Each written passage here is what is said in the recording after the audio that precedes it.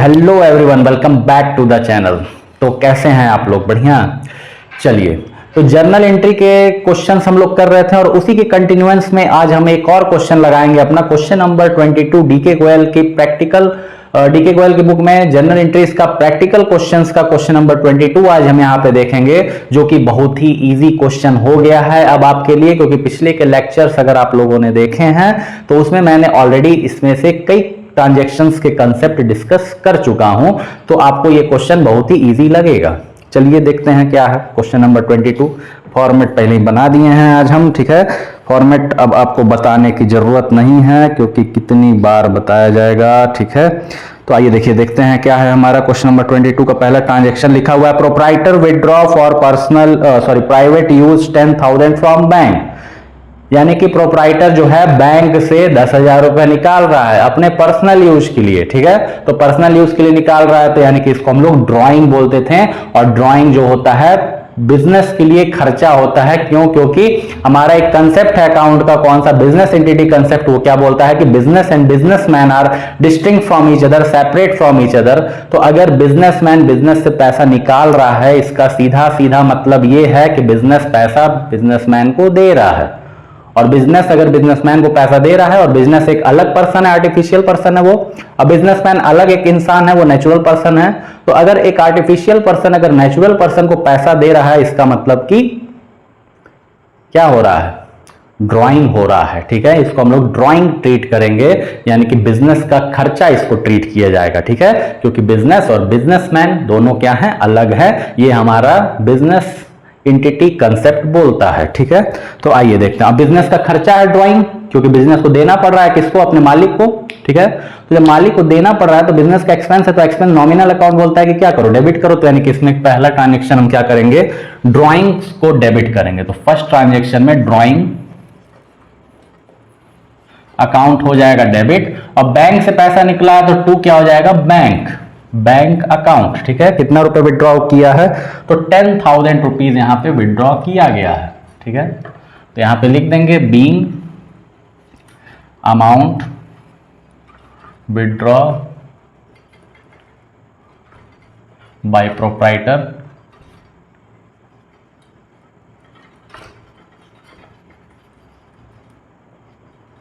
For its private और his private use. आया समझ में नरेशन?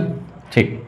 दूसरा ट्रांजैक्शन देखिए क्या लिखा हुआ है। Goods costing 50,000 were burn by fire. पिछले ही लेक्चर में बताया हूं कि अगर सामान जल के राख हो जा रहा है तो उसको हम लोग लॉस बाय फायर अकाउंट नाम से क्या करते हैं? डेबिट करते हैं, ठीक है। क्योंकि लॉस बाय फायर एक लॉस है, एक नुकसान है बिजनेस का, और नुकसान है बिजनेस का तो नॉमिनल अकाउंट बोलता है कि नुकसान को क्या करो? डेबिट करो। तो loss by fire account debit कर देंगे यहां पे दूसरे ट्रांजेक्शन में।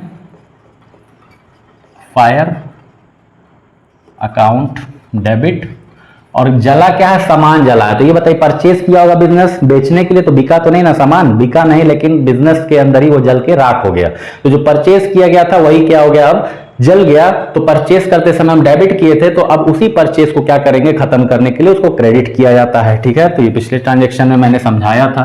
तो टू परचेज अकाउंट पिछले वीडियो में मैंने ये समझाया था, ठीक है। कितने रुपए का सामान जला है? तो ये जला दिया है 50,000 रुपए का सामान। तो 50,000 रुपए का सामान यहाँ पे जल के राख हुआ है। और उसके बाद से क्या? बीइंग गुड्स डिस्ट्रॉयड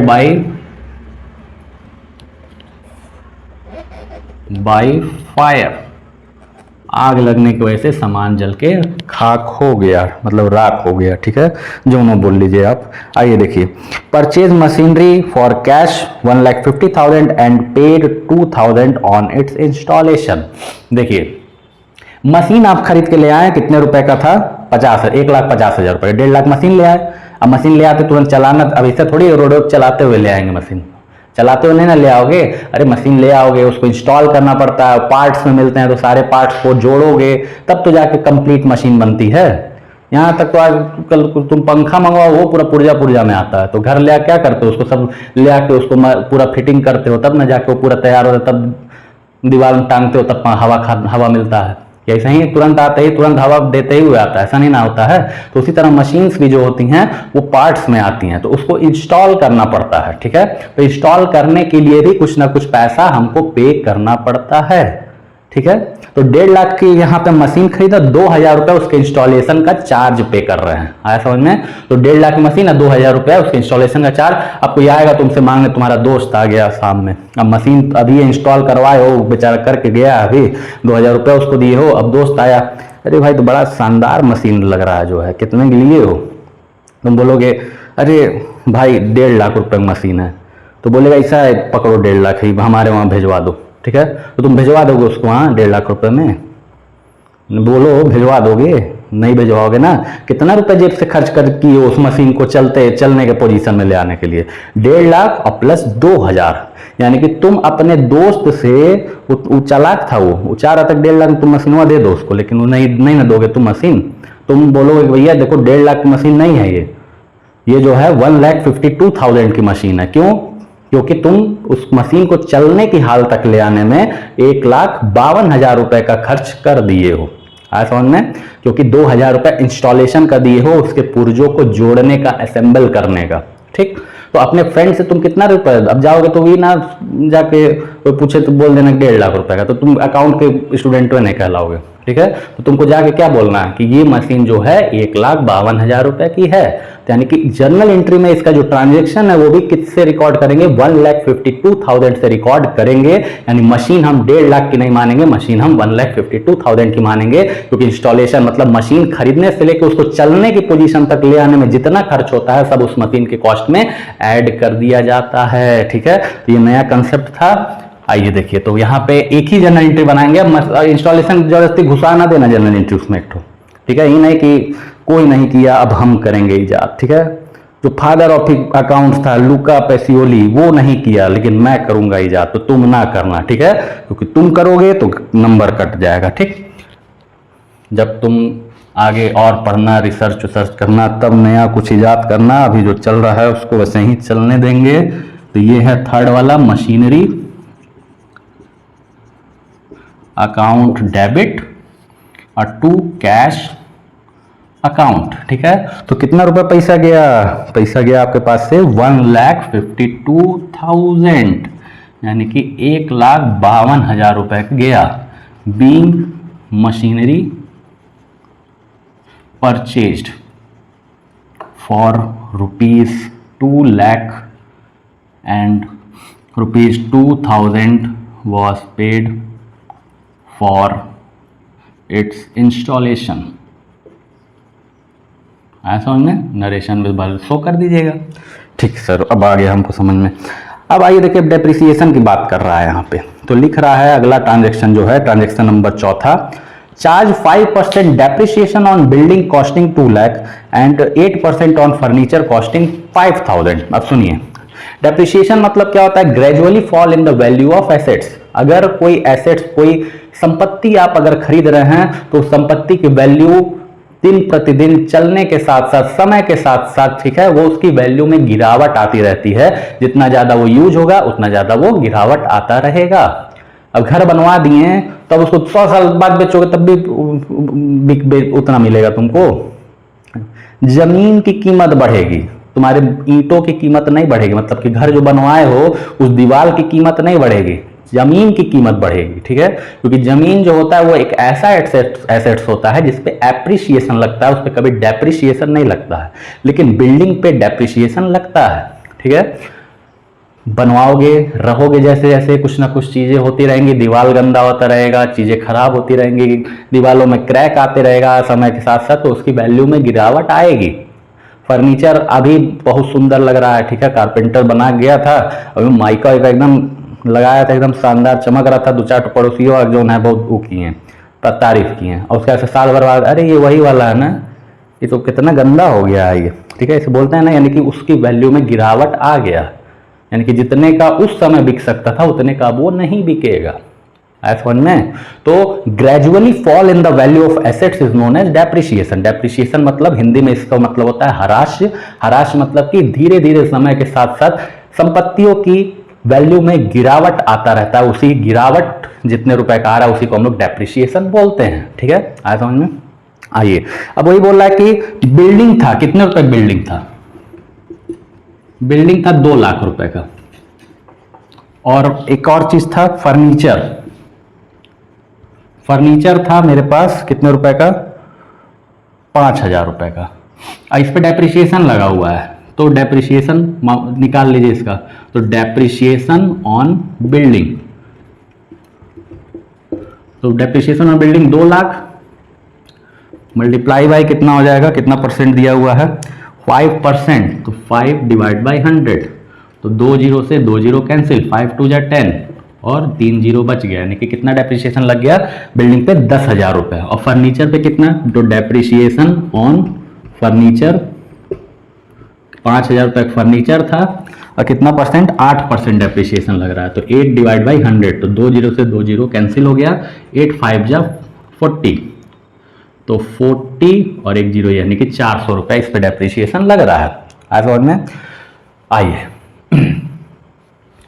तो एंट्री क्या करेंगे? डेप्रिसिएशन से हमारे संपत्ति की वैल्यू में गिरावट आ रहा है तो ये मेरे लिए नुकसान वाली बात है। तो जब नुकसान वाली बात है तो नॉमिनल अकाउंट बोलता है अगर नुकसान है तो उसको डेबिट करो, यानी कि लॉस को डेबिट करो। ठीक है, तो डेप्रिसिएशन एक तरह का नुकसान होता है मेरे लिए। तो चौथा इसमें डेप्रिसिएशन अकाउंट को क्या करेंगे? डेप्रिसिएशन अकाउंट हो जाएगा डेबिट। अब डेप्रिसिएशन डेबिट और नुकसान हुआ तो क्या क्या चीज गई नुकसान के बदले मेरे हाथ से? तो मेरे हाथ से किसकी वैल्यू में गिरावट हुआ? बिल्डिंग के। और दूसरा किसके वैल्यू में गिरावट हुआ? फर्नीचर के। ठीक है, तो 2 लिख दोगे, depreciation account debit to building account और टू फर्नीचर अकाउंट। तो बिल्डिंग के वैल्यू में कितना गिरावट हुआ? 10,000 और इसके वैल्यू में कितना गिरावट हुआ? 400। तो टोटल 10,400 रुपए डेप्रिसिएशन में ट्रांसफर होगा। Being depreciation charge on building and furniture. ऐसा में ये भी ट्रांजैक्शन मेरा खत्म। और एक अब अगला दिया हुआ है प्रीपेड सैलरी। अब देखिए प्रीपेड सैलरी की बात किया हुआ है यहाँ पे, तो प्रीपेड सैलरी दे दिए हैं तो यानी कि पैसा गया, सैलरी एडवांस में गई हमारे पास से। तो जब एडवांस में सैलरी गई तो अब आने वाले समय में आपको सैलरी नहीं पे करनी पड़ेगी। प्रीपेड मतलब क्या होता है कि पहले में पैसा दे दो और काम बाद में करवाना। ठीक है, जैसे प्रीपेड सिम आता है ना, तो पहले रिचार्ज करवा लो और उसका बैलेंस उसमें चीज दिखाता रहेगा और उसके बाद बतियाओ। ठीक है, जितना दिन का रिचार्ज की हो। तो उसी तरह प्रीपेड सैलरी होता है कि एडवांस पेमेंट कर दो सैलरी का और उसके बाद से फिर बाद में काम करवाते रहो अपने एम्प्लॉइयों से। ठीक है, तो पे कर दो प्रीपेड सैलरी। तो एंट्री करेंगे 5वां प्रीपेड सैलरी अकाउंट डेबिट और बदले में दिए क्या होंगे? सैलरी बदले पैसा, तो टू कैश अकाउंट। ठीक है, कितना रुपए सैलरी पे किए थे? 2,000 रुपए। ठीक, तो यहां पे लिख देंगे being salary paid in advance. ठीक, ये हो गया। अब इस क्वेश्चन का लास्ट ट्रांजैक्शन क्या है? ये क्वेश्चन नंबर लिख लीजिएगा 22 है। ठीक है, तो लास्ट ट्रांजैक्शन ट्रांजैक्शन नंबर 6 क्या है? इसका लिखा हुआ है Kapil who owed us 20,000 become insolvent and nothing is received from his estate. मतलब कि कपिल मेरा दोस्त था, वो चोट्टा आया था जो उन्हें हमसे पैसा मांगा था जब उसको जरूरत पड़ा था 20,000 रुपए का, तो हम बिना सोचे समझे उसको 20,000 रुपए दे दिए थे। अब आप सोच लीजिएगा, 20,000 दे दिए और उसके बाद से फोन पे फोन ताबड़तोड़ फोन कर रहे हैं। 1-2 महीने बाद जितना समय दिया था वो फोन नहीं उठा रहा है। तो हम गए, मांगे होंगे गायब, 2 जगह से पता किए, पता चला कपिल घर से गायब रह रहे हैं। अब हम गए कोर्ट में केस किए होंगे। ठीक है, तो कपिल को पुलिस ले आई होगी पकड़ के, तो पता चला कपिल जो है दिवालिया घोषित हो गए, इंसॉल्वेंट हो गए, उनके पास पैसे नहीं बचा 1 करोड़ रुपये। तो सरकार ये कोर्ट बोली कि इसका प्रॉपर्टी बेचवाओ। तो कपिल का क्या बेचवाओगे? तो कुछ है ही नहीं, बेचवाओगे क्या? मतलब घर बार कुछ है ही नहीं, हम वहाँ जाकर पुल पे जाकर सो रहे हैं, वहीं हम खाना बना रहे, क्या आप बेचोगे? बर्तन लोगे, ले जाओ बेच दो मेरा। तो सरकार ये कोर्ट बोलेगी ऐसा है, इसको हटाओ, इसको भगाओ तुरंत कोर्ट से, इसको इंसॉल्वेंट घोषित कर दो। मतलब कि कोर्ट क्या करेगी? उसको दिवालिया घोषित कर देगी। मतलब कि उसके पास अब एक भी संपत्ति, एक भी स्टेट नहीं है।